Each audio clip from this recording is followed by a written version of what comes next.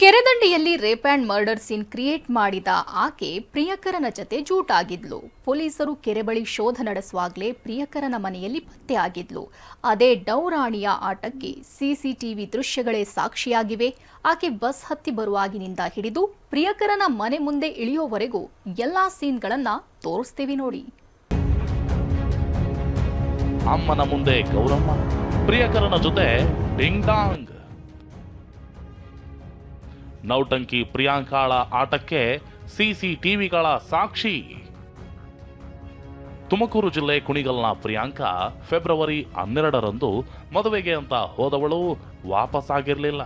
ಹಾಸನ ಜಿಲ್ಲೆಯಲ್ಲಿ rape and murder scene create ಮಾಡಿ ಪ್ರಿಯಕರ ಡೇವಿಡ್ ಜೊತೆ ಎಸ್ಕೇಪ್ ಆಗಿದ್ಲು. ಫೆಬ್ರವರಿ 14ರಂದು ರಾತ್ರಿ ಕುಣಿಗಲ್ ಸಮೀಪದ ಗೊಟ್ಟಿಕೆರೆ ಗ್ರಾಮದಲ್ಲಿ ಪ್ರಿಯಕರನ ಜೊತೆಗೆ ಲಾಕ್ ಆಗಿದ್ಲು. ಇದೇ ಪ್ರಿಯಾಂಕಾ ಎಲ್ಲಿಂದ ಎಲ್ಲಿಗೆ ಹೋದ್ಲು ಅನ್ನೋದಕ್ಕೆ ಸಿಸಿಟಿವಿ ದೃಶ್ಯಗಳೇ ಸಾಕ್ಷಿಯಾಗಿವೆ.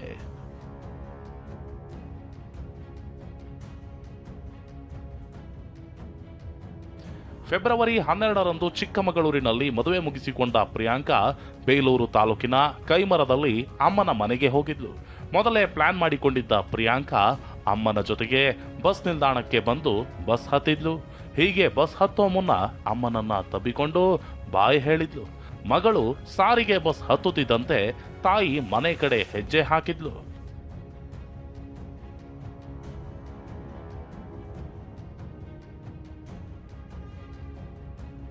ಬೇಲೂರಿನಿಂದಲೇ ಪ್ರಿಯಕರನ ಜೊತೆ ಎಸ್ಕೇಪ್. ಬೇಲೂರು ಬಸ್ ಹತ್ತಿದ ಪ್ರಿಯಾಂಕಾ ಅಲ್ಲಿಂದಲೇ ದಿಢೀರ್ ಕಣ್ಮರೆಯಾಗಿದ್ಲು. ಅಮ್ಮನ ಜೊತೆ ಇದ್ದಾಗ ಚೂಡಿದಾರದಲ್ಲಿದ್ದ ಪ್ರಿಯಾಂಕಾ ಡೇವಿಡ್ ಬೈಕ್ ಹತ್ತಿ ದಾರಿ ಮಧ್ಯೆ ಬಟ್ಟೆ ಬದಲಿಸಿದ್ದಾಳೆ. ಪ್ಯಾಂಟು ಟೀ ಶರ್ಟ್ ಧರಿಸಿದವಳು ಕೆರೆ ಬಳಿ ತನ್ನ ಚಪ್ಪಲಿ, ಬ್ಯಾಗ್, ಒಳ ಉಡುಪು ಇಟ್ಟು rape and murder scene create ಮಾಡಿ ಎಸ್ಕೇಪ್ ಆಗಿದ್ಲು. ಈ ಸಿಸಿಟಿವಿ ದೃಶ್ಯಗಳ ಜಾಡು ಹಿಡಿದೆ ಪೊಲೀಸರು ಪ್ರಿಯಾಂಕಾಳನ್ನ ಪತ್ತೆ ಹಚ್ಚಿದ್ರು.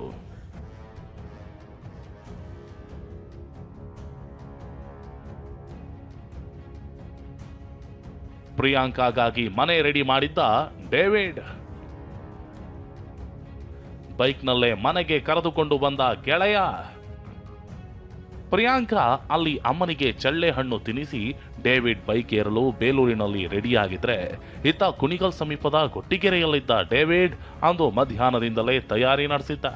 ಮನೆಗೆ ನೀರಿನ ಕ್ಯಾನ್, ಊಟ ಎಲ್ಲವನ್ನ ತಂದಿಟ್ಟಿದ್ದ. ಬಳಿಕ ಬೈಕ್ ಏರಿ ಬೇಲೂರಿಗೆ ಹೋದವನೇ ಆಕೆಯನ್ನ ತನ್ನದೇ ಬೈಕ್ನಲ್ಲಿ ಕೂರಿಸಿಕೊಂಡು ಬಂದಿದ್ದಾನೆ.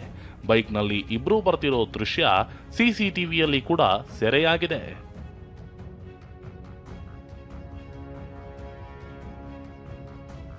ಇನ್ನು ಪೊಲೀಸರು ಬಂದು ಇಬ್ಬರನ್ನ ವಶಕ್ಕೆ ಪಡೆಯೋ ದೃಶ್ಯ ಕೂಡ ಡೇವಿಡ್ ಮನೆ ಮುಂದಿನ ಸಿಸಿಟಿವಿಯಲ್ಲಿ ರೆಕಾರ್ಡ್ ಆಗಿದೆ.